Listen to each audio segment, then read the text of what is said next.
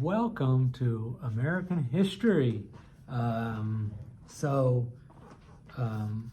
This is the fall of 2023. I'm taping a new introduction because I think it's important every so often to tape a new introduction. And in fact, I'm redoing all the videos for all the chapters just because it's good to do that. Hopefully I can improve upon it. My name is Mr. Brennan. I've taught at Poto Schools. This is my 27th year. I teach the AP US History, AP Human Geography, AP European History, and AP Government. I have taught at Carl Albert as an adjunct for over 20 years now, and I really enjoy what I do. I love history. I love learning about history. I love traveling the world, seeing where the history took place, and sharing that with you. It's not just something I do as my job. It truly is my life, and hopefully I can carry over that enthusiasm to you. Two things for this video. Number one, explain how the class works, nuts and bolts. Two, why are you taking this class? So number one, nuts and bolts. Why? How does this class work? I try to keep it as simple as possible. Simple doesn't necessarily mean easy. It just means not complicated and straightforward. So basically you have a chapter a week. Week 1, chapter 1. Week 2, chapter 2. We just go in order. That way there's no confusion. To take your syllabus. At the end of the syllabus is a schedule. Print that up.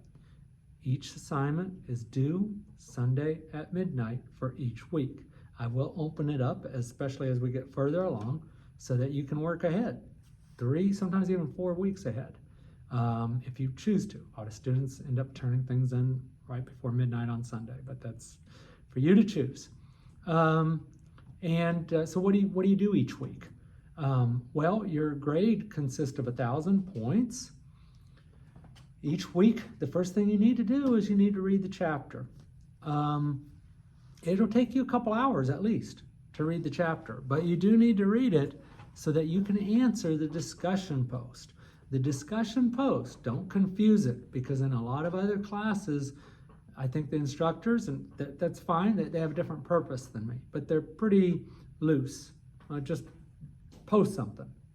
And so it ends up being like a tweet or whatever Elon Musk is calling it these days, or a Facebook post. No, your discussion post in this class is a formal essay. The first thing, if there's grammar, spelling, structure, if that's wrong, you're not getting an A, because you've got a computer with squiggly lines. You see a squiggly line, something's wrong with it, you need to correct it. I need to see that you're actually thinking about what you're putting down. You need to reflect on what you learned in the book. You include things you learned from the book. You apply the knowledge to the prompt. The prompt I'm giving you is a really important concept, because I can't teach you in person anymore. When I started at Carl Albert, all my classes were in person. And now they're all online. And so I can't stress these things in person. So instead I use these discussion posts / essays, and I'm like, what's the one most important thing I want students to carry away from this lesson? And do they get it? And can I read that and see that they get it? So for example, in chapter 1, it's talking about pre-Columbian Native American societies. And there's a lot of misconceptions about what those societies were like. And those misconceptions are at the root of stereotypes and prejudices about Native Americans to this very day. So using what you learn in the textbook and the prompt I give you, can you correctly put together what it was like here and why those misconceptions are wrong? Okay, you have 15 chapters, you have 15 essays, each week, and they're worth 25 points. I think that's 325 points. The math is correct. And then what else do you do each week? Well, you read the chapter, that takes 2 hours. The essay is going to take 1 or 2 hours.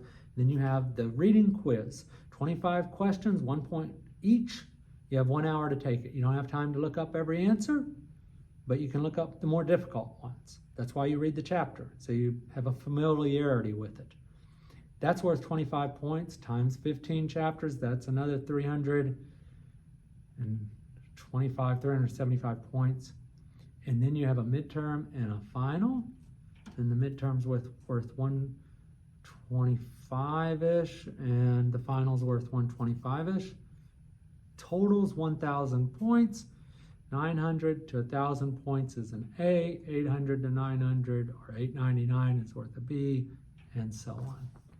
That's as straightforward as I can create it. So that hopefully eliminates confusion and questions and things like that. But should you have a question, email me.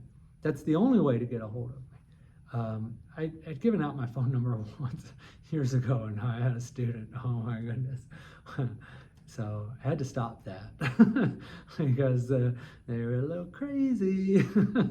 But anyway, so email me though. I get back to you usually within a couple hours, especially during the work week. I'm constantly checking my email. On a Saturday, not so much. I'm out having fun. Sundays, I'm grading papers. Probably get back to you. So that's the best way to get a hold of me. And I think that's the gist of it. If I'm missing anything on the nuts and bolts, look at the syllabus, look at what I wrote there, and you'll see, and that'll cover in some of the gaps. I've got 3.5 minutes to tell you why you need to take this class. There has been a big push lately to try to whitewash our history. The state legislature has passed laws to actually try to dictate what we can teach. Now, those laws are really ambiguous, so they're basically meaningless, but the purpose is to intimidate and create an environment of fear where teachers are afraid to teach facts and teach the hard history. But we will in this class, because we don't live in Putin's Russia. At this very moment, students in Russia are learning that there's no war in Ukraine, it's just a special operation, and that they're fighting fascists in Ukraine. They're learning that it was the Ukrainians that were the aggressors, and they started the war. They're learning that Stalin was a good guy. The government has dictated what they learn. That's why these laws are terrible, because the government should never try to dictate in a free society what an education and what people learn. And so this class is so important, because when we learn that history and we learn that truth, it informs our present. So for example, especially in Oklahoma, Native America, so often Native Americans are the victims of stereotypes. And those stereotypes go all the way back to the first encounters in chapter 1 that you're going to learn about, and goes all the way back to that time. And I don't want to spoil too much, but that natives have really simple. They were simple people, innocent. They were just innocent, just kind of doing their own thing, and they're all happy and peaceful. And what happens is it deprives them of their humanity, and it allows people to think that they just existed in the past and don't exist anymore. So what happens in the past shapes our present and forms our presence.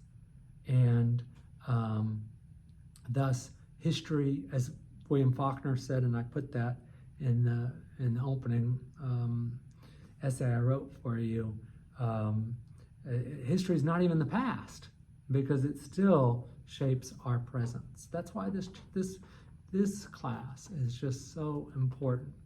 I hope that you'll enjoy it. It's a fun ride. It's so interesting. There's so many different things I'm going to share with you. I've got videos and things. Sometimes a week, the chapter's assignment is to watch a video and then reflect upon it, because I've got really good videos to share with you. So it's not always just an essay. It's things like that. I try to keep it interesting. I certainly think it's interesting.